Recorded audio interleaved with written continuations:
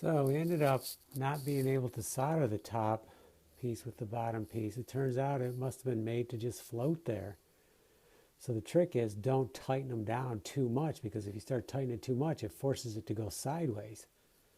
So you leave it, you need the nut up here snug and the thing snug to hold it, but you don't need to compress these two pieces, because one's just kind of sitting there and then this little strap just kind of disguises it. And you can see from a distance it looks totally fine and it's totally solid.